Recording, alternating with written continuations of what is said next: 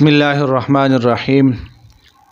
میرے پیارے بھائیوں دوستوں، ہم اپنے چینل پر آپ تمام دوستوں کو خوش آمدید کہتے ہیں۔ آج ایک نیو ویڈیو کے ساتھ آپ لوگوں کے سامنے مخاطب ہوا ہوں اور آج کے پروگرام میں ہمارے ساتھ ایک ایسے عظیم شاعر ہے، ان کی ملاقات آپ لوگوں کے ساتھ کرائیں گے اور ان سے ان کی زندگی کے حوالے سے کچھ گفتگو کریں گے۔ اور پشتو کے ایک عظیم شاعر ہے، لیکن کیمرے کی آنکھ پر یہ آیا نہیں اور کافی عرصے سے چھپا ہوا تھا، تو یہ نمودار ہوا ہے ایک چاند کی طرح۔ تو میرا دل نے چاہا کہ میں ان کے ساتھ ملاقات کروں اور آپ لوگوں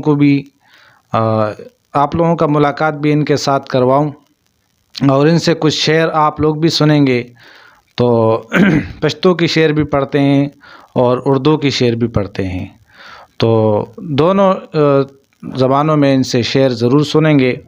تو آپ لوگ ہماری اس ویڈیو کو مکمل دیکھیے گا، اور ہمارے چینل پر اگر آپ پہلی بار تشریف لائے ہیں تو ہمارے چینل کو ضرور سبسکرائب کریں، تاکہ اس قسم کی ویڈیو جو آئے تو اس سے آپ باخبر رہیں۔ تو ابھی آپ لوگوں کا ملاقات کرواتے ہیں اس شاعر کے ساتھ کہ اس سے ان کا حال احوال بھی پوچھیں گے اور ان کا مزید تعارف بھی کریں گے اور شعر بھی سنیں گے۔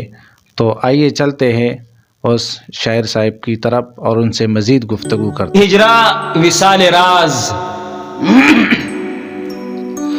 آگے ہجرا وصال راز، شوق دامن دارے پیدا، لغزش فضائی بہروبر، لغزش فضائی بہروبر، جنتی آدم و ہوا، مزاج و ناز و انداز، مزاج و ناز و انداز، فخر غلامی کبریا۔ السلام علیکم ورحمۃ اللہ وبرکاتہ۔ وعلیکم السلام ورحمۃ اللہ وبرکاتہ۔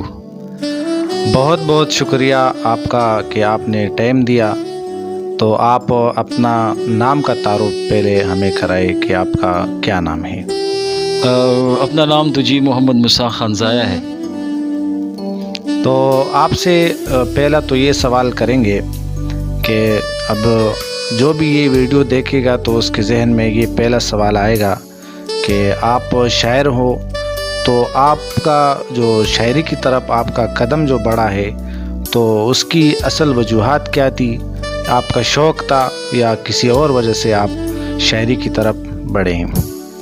حضرت میرا خیال ہے کہ یہ بچپن سے لے کے ہمارے تو بہت عرصہ ہو چکا ہے اس کام میں۔ بہرحال یہ بچپن کی ایسی عادت یہ ہوتی ہے نا جو اللہ تبارک تعالیٰ انسان میں خود ڈال لیتے ہیں، پھر وہ وقت کے ساتھ جس طرح بات پک کی جاتی ہے، جس طرح عمر بڑھتی جا رہی، جس طرح انسان کی شکل تبدیل ہوتے، تو اسی طرح اس شاعری کی انداز بھی تبدیل ہو جاتی ہے۔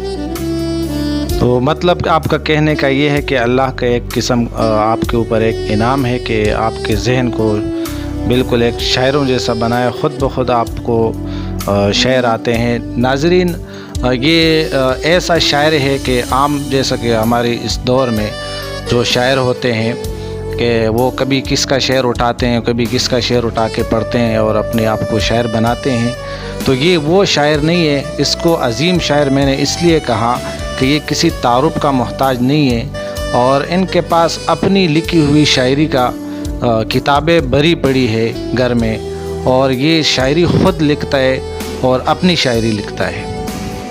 اور اس کا جو ہے نا ڈسکرپشن میں لنک بھی دوں گا، تو اس میں اس کا چینل جو ہے نا آپ لوگ وزٹ کر سکتے ہیں اور اس کو بھی ضرور سبسکرائب کریں، اور اس کی مکمل جو ہے نا ویڈیو اس پر ملے گی، اور نام اس کا موسیٰ ضیاء ہے۔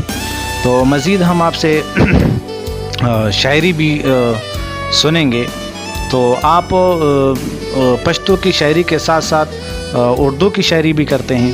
اصل بات یہ ہے کہ اردو ہماری قومی زبان ہے جس طرح کہا جاتا ہے، پر افسوس سے کہنا پڑتا ہے کہ زیادہ تر کام لوگ انگلش پر چلاتے ہیں، انگریزی پر۔ تو اس لیے میں نے یہ محسوس بھی کیا کہ یار تھوڑا بہت اردو کا، اس لیے کہ ہمارا یہ بھی مسلمان بھائی، جس طرح ہم لوگ پٹھانوں کا پشتوں کی شاعری کی وجہ سے خیال رکھتا ہے یا ان کو کچھ اچھی بات بتاتا ہے، تو میرا یہ خیال ہے کہ یار یہ بھی مسلمان ہے، ہمارا بھائی ہے، ہمارے ہم وطن ہے، تو میں نے اس لیے اردو کی کبھی کبھی ایسے چھوٹے موٹے ٹوٹی پھوٹے الفاظ لکھ دیتا ہوں.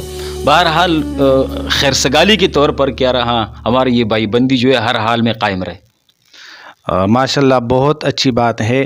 تو ابھی اب ہمیں کون سے شعر آپ سنانا چاہیں گے تو ہمارے سننے والے ناظرین کو بھی تاکہ وہ شعر آپ سنائیں تاکہ وہ بھی اس آپ کی شاعری سے پہلی بار سنیں گے تو لطف اندوز ہوں گے. تو آپ ہمیں جو ہے نا شاعری سنا دیجیے. کیوں نہیں جی، کیوں نہیں، بالکل.